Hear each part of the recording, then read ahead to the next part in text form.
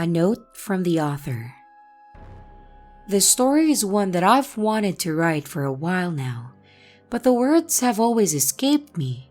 If for one, it's true. I know, every story is true. Very scary. This one, however, is as true as it gets.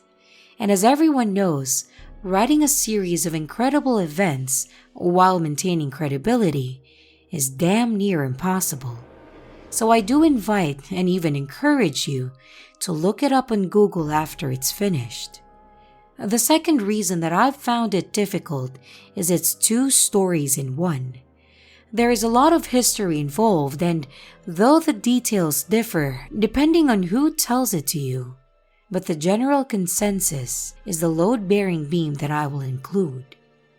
My hometown of Bedford was first inhabited by Europeans in 1616, making it one of the first places to be visited in America.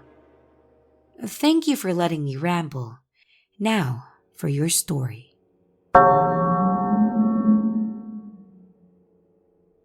I was born and raised in the city of Bedford, Maine. The city itself is full of somewhat garbage people, but I wouldn't have wanted to grow up anywhere else. I had many wonderful memories. As the beach was an hour walk away, the backyard was sprawling, and the woods that led down to the river was right next to my house. It runs about 135 miles from New Hampshire and splits the towns of Bedford and Saco, emptying out into the ocean beyond. Most mothers, my own included, did everything in their power to make sure that their children didn't go to the water until 3 people died at the beginning of the year. This may sound morbid, and indeed it is, but for good reason. All the children in the cul-de-sac knew bits of information, usually clashing, but I first heard the full story told by an old man named Rodney. Rodney was an old Native American man who lived down the other side of my backyard. His grandson Josh and I would often play games with each other and became pretty good friends. Rodney was a good-spirited man, always telling us fun stories about the people from his lineage, and usually scary ones when we would put the tent up out back and camp out for the night. It was one such night that I heard the curse of the Saco River. Back in the year 1675, Winter Harbor, now known as Bedford, was well established by the Europeans. The local Secaucus natives generally welcomed them, and the boats would come and go along the Saco River. One such boat carried 3 white men who were said to be drunk as a skunk and meaner than one too. A woman who had given birth to the chief's son was upon one of these islands, carrying the child in tow. They decided to have a little fun and test out a story they once heard. It was said that the Native Americans could doggy paddle from birth, and they wanted to find out, most likely making a few bets on it. Despite the woman's screams, they ripped the baby from her arms and threw him into the water. Unsurprisingly, the child had drowned. Some say she went in after him, only to drown herself. Others not. What eventually did happen is Chief Squandro, not to be confused by Squanto, found out and placed the curse on the river. Until the day white men clear the banks, the spirits of the river would take 3 lives a year. Some say the 3 were killed right there, but regardless, there were no delegations made. In fact, it was said to ignite violence between the tribe and the Europeans, kicking off the War of King Philip. There was a little more to it than that, I'm sure, but it's been about 26 years now, so my memory is a tidbit fuzzy. The one thing I can never forget, in fact, it's probably what caused my terrible lifelong nightmares, is the night he took us out fishing. Conveniently enough, Rodney took us by canoe out to the Skeleton Dam. It's a popular place for fishing and swimming. In late summer, the sun is warm while being shaded by large forest around it, and as the sun goes down, the sounds of wildlife makes it an unparalleled place to relax. He had paddled us down the stream for about an hour when finally the night came on. We didn't catch a whole lot, and honestly, at 7 years old, I hardly knew what I was doing, but I had fun with Josh, and Rodney was telling more of his stories of the past. I don't know what time it was, possibly 10 or 11, but fog began rolling across the water. Rodney made a crack about the spirits making their way from the deep, when all the noise from the bank stopped. There were no insects, birds, or frogs to be heard, just the quiet sloshing of water on wood. I don't think when we even noticed at first, not until I could see the dead serious look on old Rodney's face. He didn't say it, but he was scared. He said something to the effect of, "We better pack it in." So we reeled in our fishing poles and he started the long trip back up the river. Being children, Josh and I didn't really panic. Rodney was experienced in the woods, and though he stayed silent, he didn't much let on that something was wrong. He just kept his eyes forward and worked the oars. This went on for a while. The sounds of nature were still silent, and it seemed as though every small sound echoed from one side of the river to the other. The fog was still present and was growing thicker by the minute. I don't know how Rodney didn't get lost, but I assume it wasn't his first time in conditions such as this.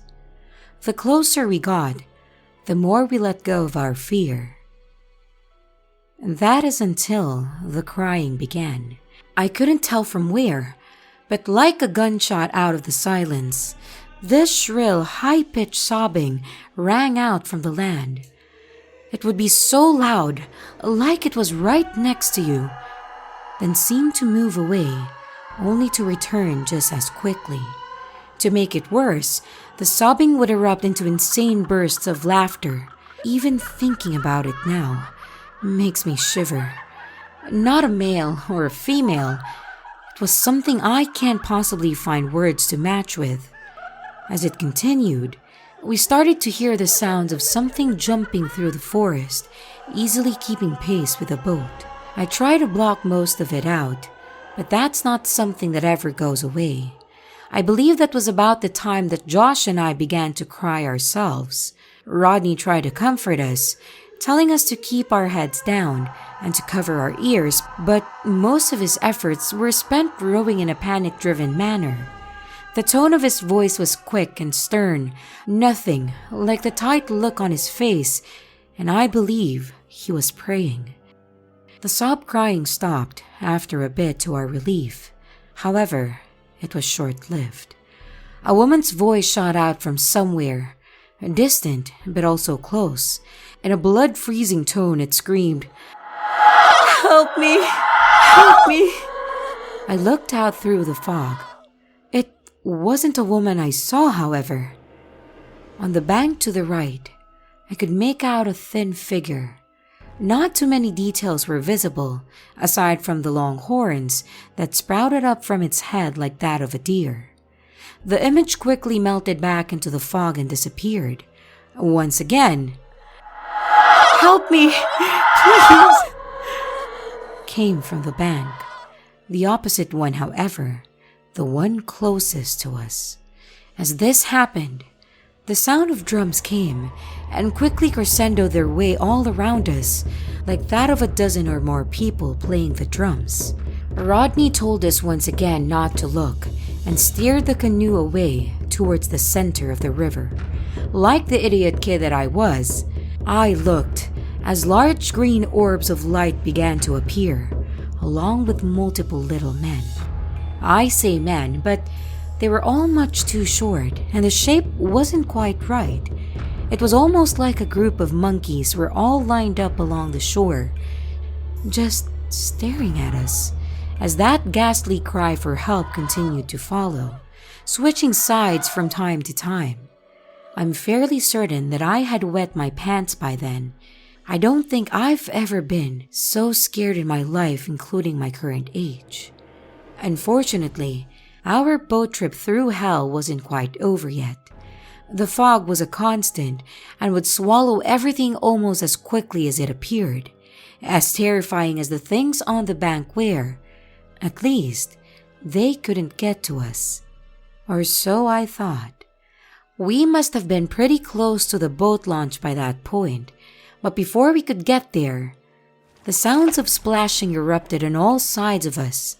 The occasional slosh of water told us there was something around our boat, and it wasn't long till the knocking began.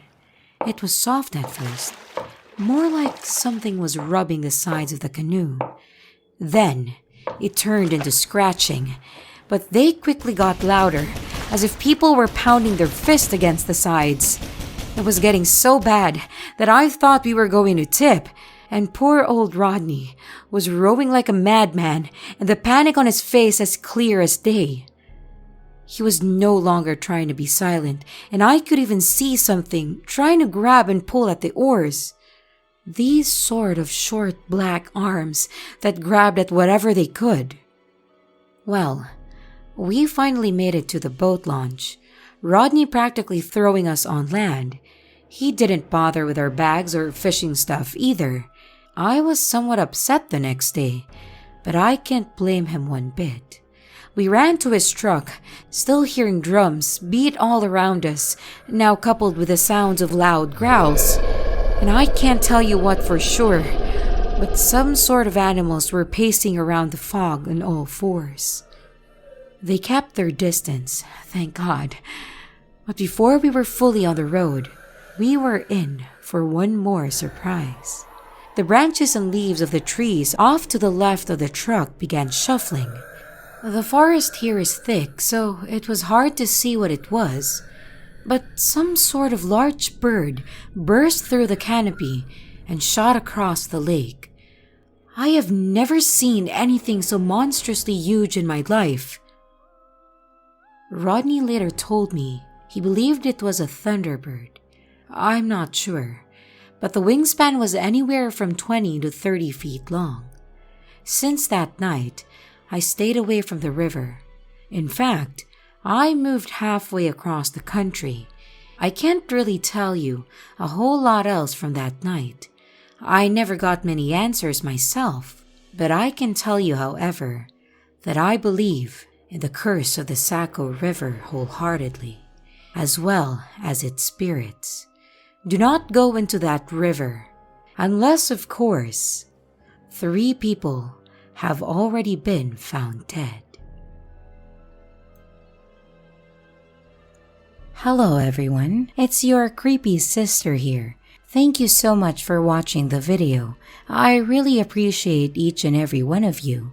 I would also like to thank my following patrons: Ralph, Tasha, Fire05, Gabriel, Eskimono, Silver Threads, Sevenfold, Moschino, and Lori. Thank you very, very much for your support. I really appreciate it. If you want to support the channel further, you can be a patron too. But remember, it's appreciated, but never a requirement. For Twitter, Instagram, and others, you can connect with me and send your stories there. And don't forget to like and subscribe if you haven't yet, and comments are highly appreciated. And remember, your fear feeds me.